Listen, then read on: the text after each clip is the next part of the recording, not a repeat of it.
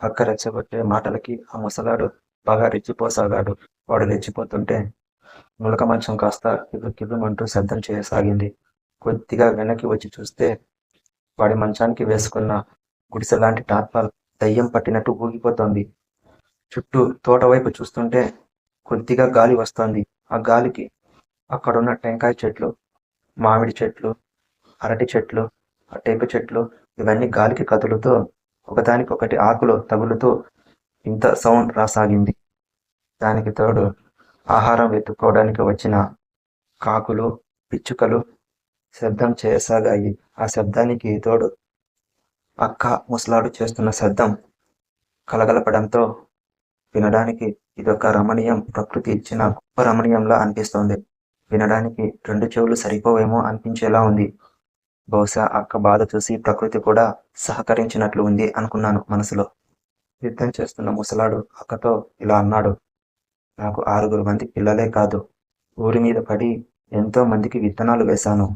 అవి మొలకెత్తి వృక్షాలు అయ్యాయి అన్నాడు. అవునవును అనుకుంటున్నారు ఈ తోటలో అందరూ. నువ్వు వేసే విత్తనాలకి మొలక కూడా వెత్తవు అంటూ డామినేట్ చేసింది. ఆ మాటకి ఆ ముసలాడు మరింత రెచ్చిపోసాగాడు.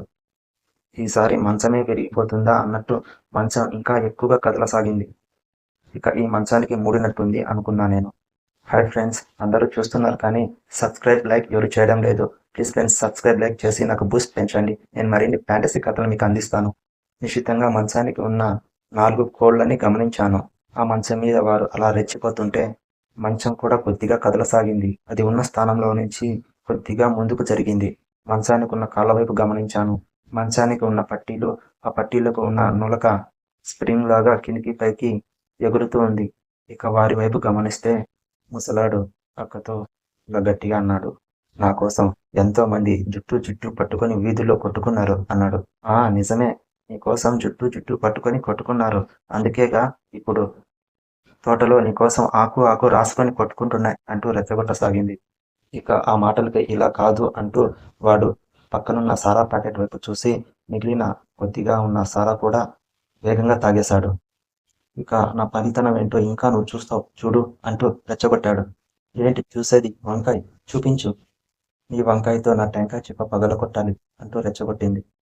వాడు మళ్ళీ యుద్ధం ఆరంభించాడు. ఈసారి వారు యుద్ధం చేస్తున్నప్పుడు నులక మంచం కిరుకిరు శబ్దాలతో పాటు వారి శరీరాలు రాసుకొని శబ్దాలు రాసాగాయి. ఇంకా పెంచాలి నీ స్పీడ్ అంది. నేను స్పీడ్ పెంచడంలో నన్ను మించినవాడు ఎవడూ లేడు అంటూ మీసం తిప్పాడు. మీసానికి ఉన్న పదును కత్తికి లేదు అంటూ రెచ్చగొట్టింది. వాడు ఆ ఒక్క మాటతో లేచి అక్కను ఇటు తిప్పేశాడు. మళ్ళీ అక్క మీద పడి గట్టిగా బలమంతా చూపించి తన విల్లుతో బాణం సంధించాడు. ఆ పదునైన బాణం అక్క లెట్రిన్ బావి చీల్చుకుంటూ వెళ్ళిపోయింది. ఆ దెబ్బకి అక్క ఒక్కసారిగా గట్టిగా కేక వేసింది. చచ్చాన్రో బాబోయ్ అంటూ. ఈ ముసలాడు చంపేశాడు నన్ను అంటూ గొనగసాగింది అక్క. వాడు అదేమీ పట్టించుకోకుండా యుద్ధం వేగంగా ఆరంభించాడు. అలా చేస్తూనే ఒక్కసారిగా అక్క వీపు మీద పడిపోయాడు. అలా పడేసరికి వెంటనే అక్క వాడిని పక్కకు తోసేసింది. వాడు మత్తుగా తాగిన మైకంలో మించిన మగాడు ఎవడూ లేడు అంటూ కలవరిస్తున్నాడు. అప్పుడు అక్కకి అర్థమైంది వాడికి కైపు ఎక్కువైపోయి ఇక వాడి పని అయిపోయింది అని. ఇక అక్క లేచి బట్టలు వేసుకుంటుండగా నేను కుళాయి దగ్గరికి వెళ్ళా. అక్క అక్కడికి వచ్చింది. చిన్న ఇక వెళదామా అంది. సరే అక్క అన్నాను. ఇక బయలుదేరుతుండగా చెరో ఒక జామకాయ తీసుకొని తింటూ బయలుదేరా. ముందు అక్క నడవసాగింది. అక్క నడకలో చాలా తేడా వచ్చింది. కొద్దిగా అడుగు వేయడానికి చాలా ఇబ్బంది పడుతోంది.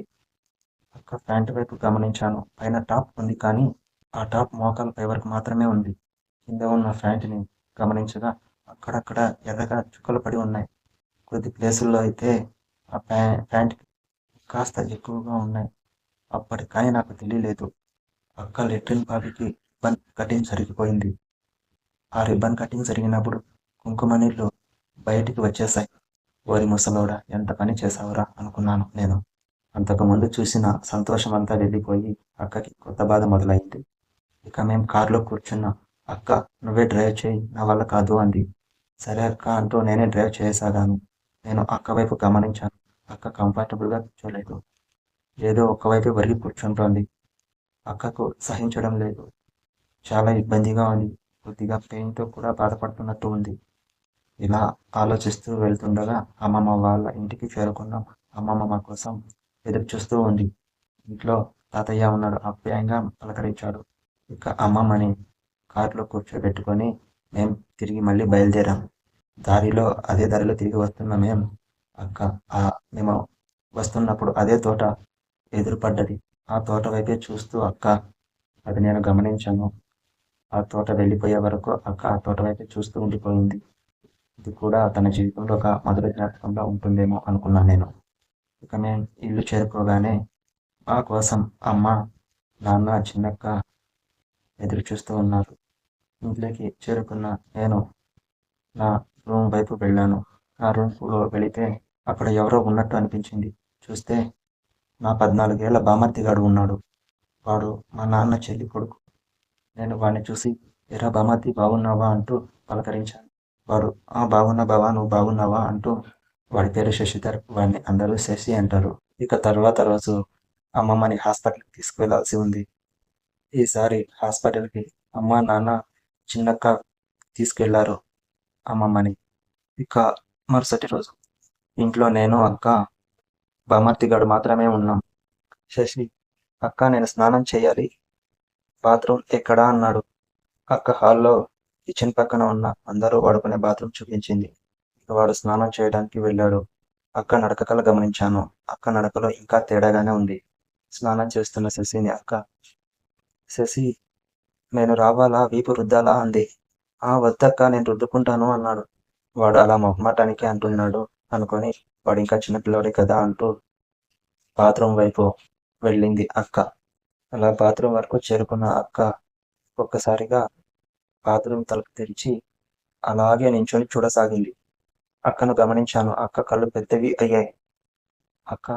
పెద్దవయ్యాయి. అక్కడ ఏమైంటుందబ్బా అనుకున్నాను. ఆ శశిగాడు ఏం చేస్తున్నాడా అనుకున్నాను.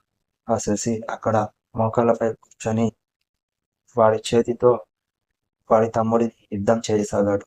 అలా వాడి చేతితోనే వాడు యుద్ధం చేసుకుంటుండగా అక్క అనుకోకుండా చూసేసింది. వాడు ఇంకా కళ్ళు మూసుకొని చేసుకుంటూనే ఉన్నాడు. అక్క అలాగే కళ్ళు పెద్దవి చేసి చూడసాగింది. తన చెంపల్ని నిమురుకోసాగింది.